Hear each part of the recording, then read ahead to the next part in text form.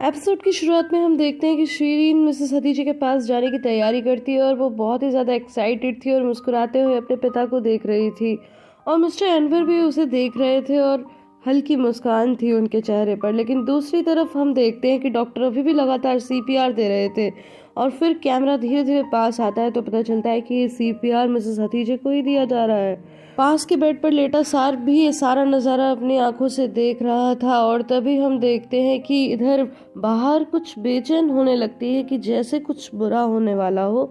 और तभी दोनों बच्चे ज़ेदा से पूछते हैं अर्दा के बारे में तो वो कहती है कि हाँ बच्चों अब वो ठीक है। और वो पूछते हैं कि क्या वो ग्राउंड में सो गया था, तो वो कहती है कि पता नहीं बच्चों, तुम लोग बहुत क्वेश्चन कर रहे हो, अपनी मॉम को आराम करने दो।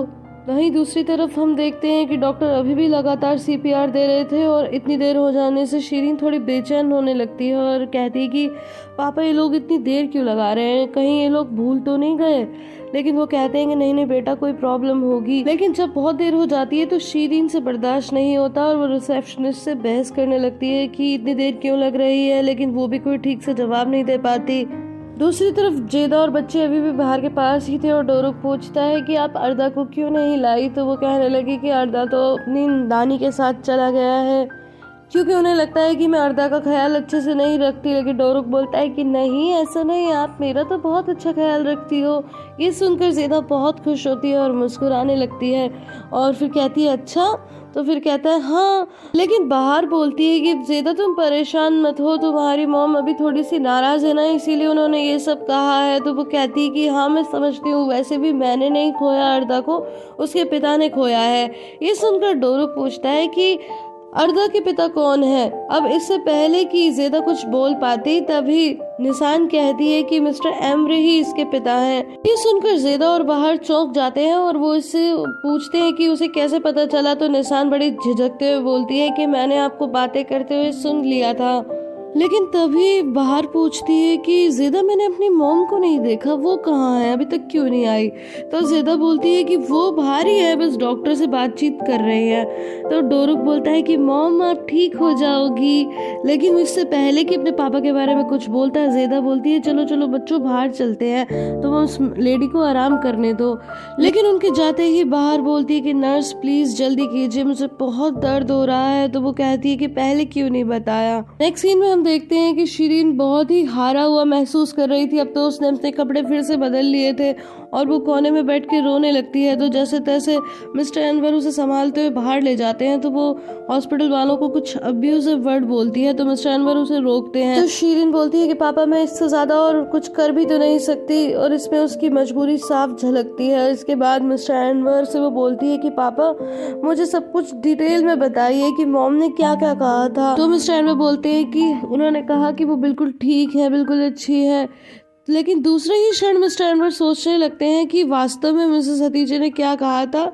उन्हें पहले से ही पूर्वाभास हो गया था, इसीलिए उन्होंने कहा कि एनवर मैं यहाँ से बाहर नहीं जा पाऊंगी, ऐसा मुझे महसूस हो रहा है, तुम बस शिरीन का ख्याल रखना। और तभी शिरीन फिर से टोकती है कि पापा बस उन्होंने इतना ही कहा। तो मिस्टर एनवर तो खोए हुए थे, वो उन्हें फिर से टोकती है। तो वो कहते हैं कि नहीं नहीं बेटा, उन्होंने कहा कि शिरीन अभी बहुत डरी हुई होगी, तुम उसे कहना कि बिल्कुल भी ना डरे, बिल्कुल परेशान ना हो। तो ये सुनकर शिरीन बहुत खुश होती है और कहती है और क्या कहा उन्होंने।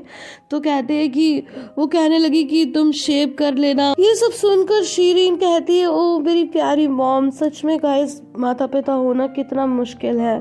एक तरफ बाहर है जो अपने बच्चों से अपने दर्द को छुपाना चाहती है, तो दूसरी तरफ मिस्टर एनवर सब कुछ जानकर भी चुप है ताकि शिरीन को तकलीफ न पहुंचे। अभी शिरीन खुश हो ही रही थी मिस्टर एनवर की बातें सुनकर, लेकिन तभी की तभी वो देखती कि जाले बहुत ही हड़बड़ी में दौड़ते हुए आ रही थी और वो शिरीन की किसी बात का जवाब भी नहीं देती। तो ये देखकर वो बहुत परेशान हो जाती है और फिर से बेचैन हो उठती है और कहती है कि जाले दीदी, लेकिन वो सुन नहीं रही होती। और तभी वो कहती है कि ये आईसीयू की तरफ गई है, जरूर कुछ प्रॉब्लम है। और वो बार बार घबराते हुए यही बात रिपीट कर रही थी।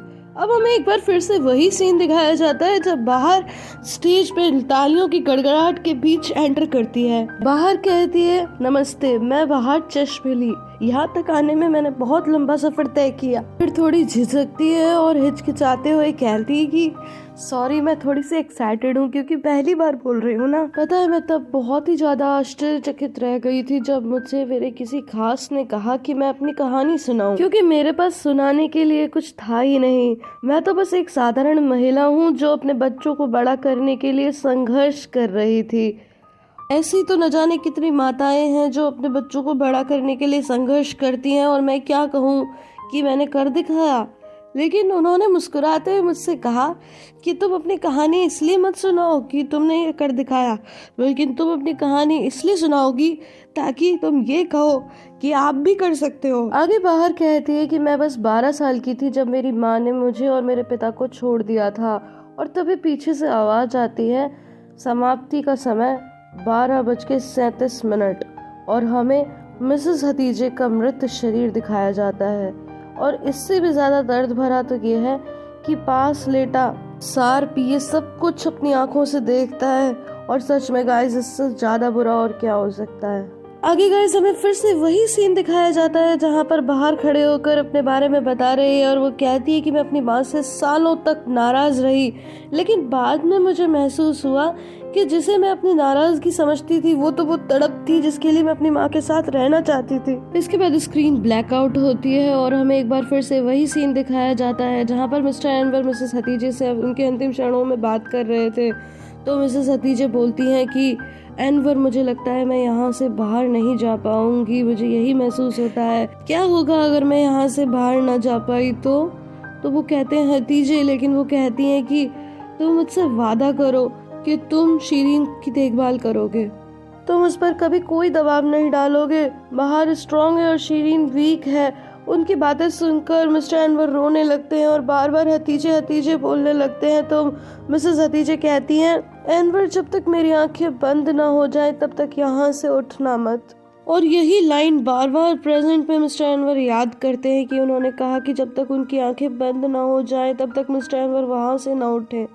गाइज, यहाँ पर मैं एक बात सोच रही थी कि अक्सर जब कोई बच्चा स्ट्रांग होता है, अंदर से हिम्मत दिखाता है, तो हम कहते हैं कि चलो वो तो सब कुछ फेस कर लेगा, वो तो स्ट्रांग है, जबकि उसका तो और भी ज़्यादा सपोर्ट करना चाहिए, क्योंकि वो आपको अपनी तकलीफ नहीं बता रहा, अंदर से मजबूत होकर दिखा रहा है, पर है तो वो एक इंसान ही ना।